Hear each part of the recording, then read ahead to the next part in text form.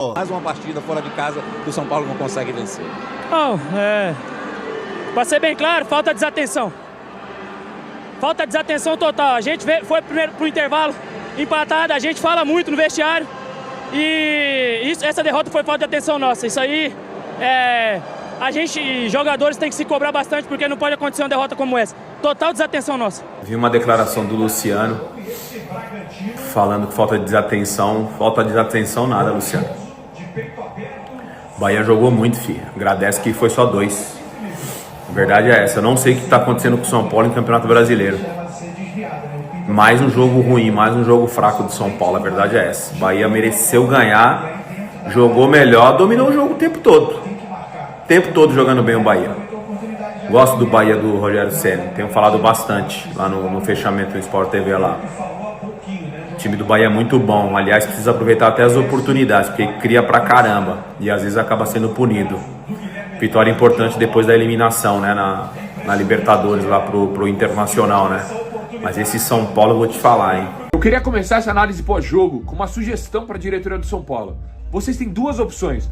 Ou manda o Zubeldia embora, ou começa a multar ele, uma multa forte, no salário do Zubeldia cada vez que ele tomar um amarelo. Porque é inaceitável, me desculpa. Eu até gosto do perfil enérgico, de ser um cara que vai comemorar com os jogadores, que bate no peito, defende a camisa do time. Mas é inaceitável a quantidade de cartões e a quantidade de vezes que esse cara já prejudicou o São Paulo, não estando na beira do campo.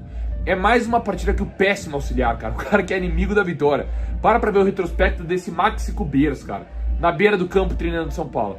Uma vergonha. Uma vergonha. E o senhor Zubeldia, adivinha? Não vai estar também defendendo o São Paulo numas oitavas de final de Libertadores. Não vai ser ele, cara, porque ele tomou amarelo na fase de grupos. Então uma vergonha gigantesca, cara, o Zubeldia ficar tomando cartão. Então diretoria do São Paulo Futebol Clube, são duas opções. Ou começa a multar ele cada vez que ele for suspenso, ou cada vez que ele tomar um cartão para aprender de vez, ou vocês mandam embora e contratam um treinador para estar nas oitavas de final de Libertadores. Porque vai ser sofrido umas oitavas de final de Libertadores, que o São Paulo vai jogar o primeiro jogo fora de casa com esse Maxi Cubeiras, esse auxiliar, treinador, sei lá que é, na beira do campo. Não dá, esse sei lá é porque o cara na beira do campo o São Paulo não consegue ganhar. E me desculpa, é o questionamento que eu faço. Outro questionamento aqui. Ah, mas o Bahia é um grande time, Sgarbi. Pô, pega leve, o Bahia contratou muitos jogadores. Claro, não tô desmerecendo. O Bahia tem uma grande gestão e tem um grande treinador, que se chama Rogério Ceni. Só que vamos lá, o Bahia nos últimos 7 jogos, sabe quantas vitórias tinha? Sabe quantas derrotas tinha, aliás? 5 derrotas nos últimos 7 jogos. 5 derrotas nos últimos 7 jogos.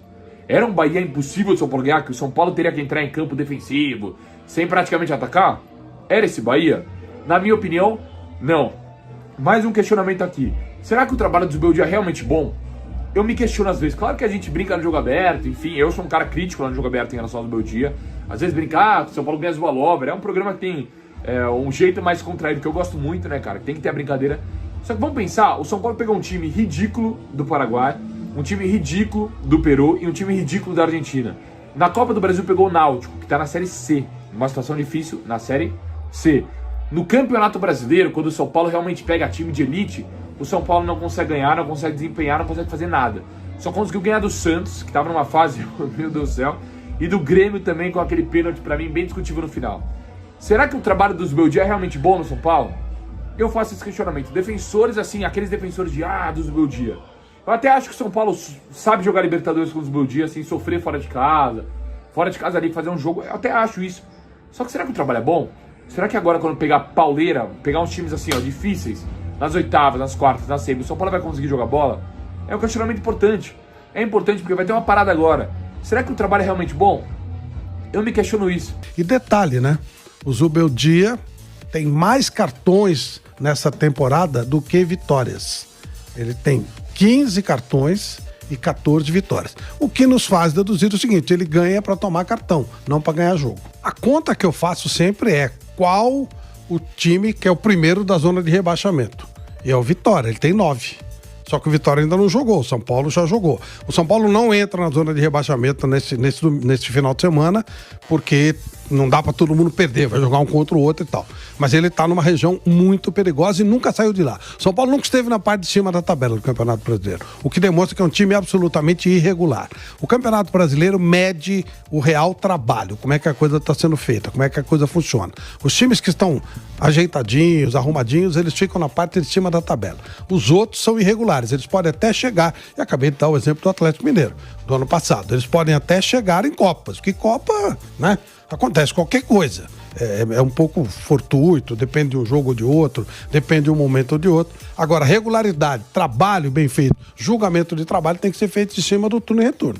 E aí o São Paulo tá bem complicado. O time não consegue se acertar, não anda, não evolui. E essa conversa de que tem muito desfalque, todo mundo tem muito desfalque. Todos, sem exceção. Porque nós não temos pré-temporada, o pessoal leva a sério aquele lixo do Campeonato Paulista, então os caras se matam com aquilo.